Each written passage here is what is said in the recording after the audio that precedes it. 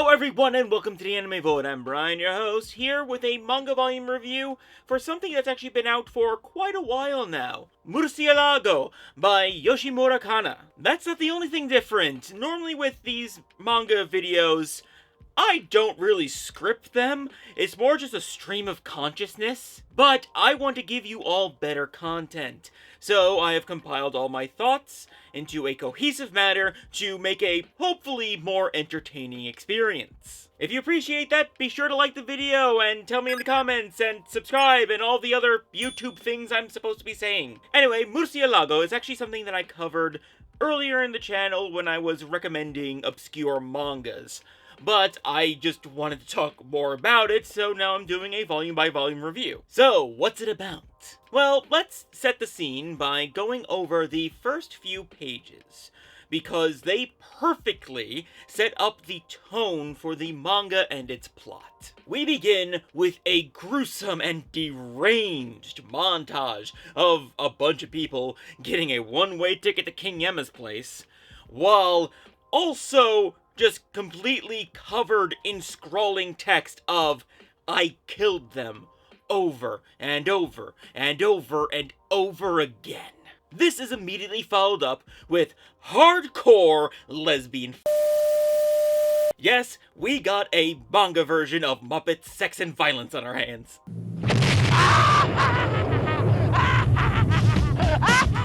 Okay, for real now. The story follows Kuroko Komori, who is a deranged mass murderer with a KD of 715 to 0. She does end up getting arrested, but is taken off of death row to be a state-appointed executioner, which is not an incorrect title. She's basically sent in to handle very dangerous people and situations. People in situations not dissimilar to herself, though they're just not as good or as sexy as she is. So basically, this is Hellsing if you replace vampirism with lesbianism.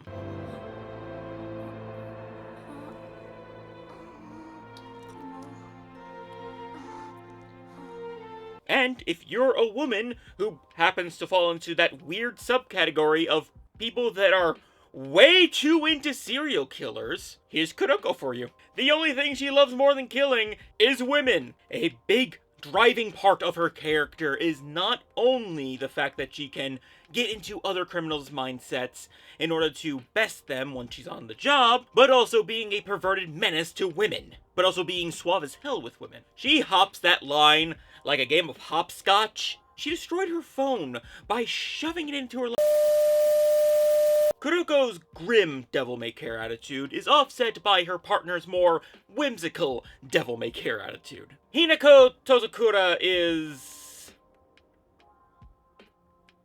I'll be 100% honest. Based on the first volume, there is no read to get on this character. She can drive a car, but doodles like a 4-year-old. Not that I want to talk. She has eidetic memory, but may have to repeat the school year. She has no real repulsion to gore or sexual deviancy, yet she would not seem out of place in a cutesy slice-of-life manga. And what do you mean she's 13 years old? Enigma character aside, these two are our most important characters introduced so far. They're all that really matter right now, and yes, there is Kuroko's girlfriend and the cops that are her handlers, but they're more just kind of set dressing right now for exposition and world building purposes. They don't have important roles in the first volume as far as being actual characters go.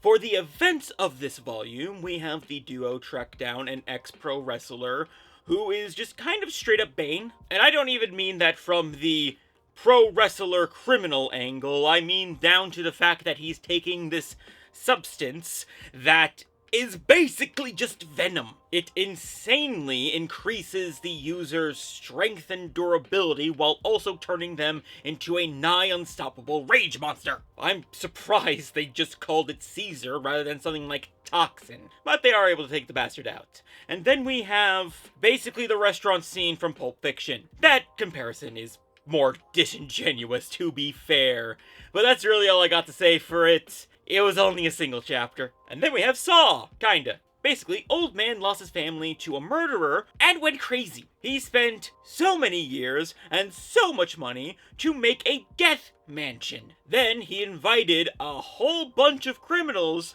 to come to the mansion in order to have the traps he made up kill them. It's a whole punish evil, righteous justice kind of thing. And he lures these people in with the promise of a party and something that they desire, basically. In Kuroko's case, it's a whole bunch of bunny girls. So we have a bunch of people whose crimes range from petty theft and perjury to Kuroko.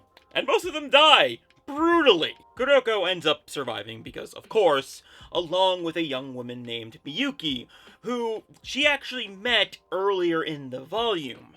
And to Kuroko's credit here, as an aside, she did remember Miyuki's names without any prompting, which is very impressive for a Playboy-type character. There are 3 other survivors as well, with Reiko Kuchiba, a sniper lady, Temuri Momoyama, a himbo, and Cobalt C.C. Conrad, a college professor. The 5 now work together to not only find the old bastard, but also a way out of the mansion alive. All while Hinako is desperately biking to the location so that she doesn't miss the party. And that's where Volume 1 proper leaves off, setting up the stage for the next volume. There are also 2 bonus chapters. One is a very short one, with Kuroko meeting a girl she met on a online dating website, and then going to a love hotel, and then a flashback chapter, which follows Kuroko early on in her current career path. Insert Midnight Meat Train reference here, that's all I got. All in all, this is a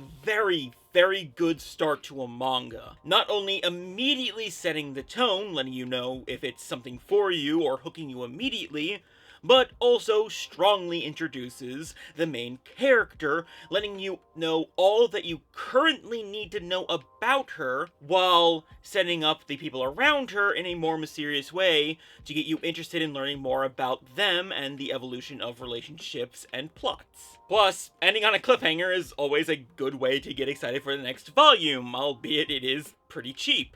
Though, let's be real here, we are all guilty of doing it. I really do enjoy this manga, and my playful comparisons throughout this video aren't negative towards it. I really don't mind stuff like that so long as it isn't lazy, and here it doesn't feel lazy at all. Granted, they could be wholly unintentional too, I don't know. This is a series that would be an amazing anime, but I can kind of understand why it's not. Lots of gore is one thing, and even adding a sexual edge to it can work, such as with Hellsing and Chainsaw Man. Softcore in an anime is also a thing without it becoming hentai, but it's a lot trickier. Combining the two is gonna be a very hard sell to a whole lot of studios. And if the creator is dead set on this vision, then the stars will have to align for this to ever become an anime.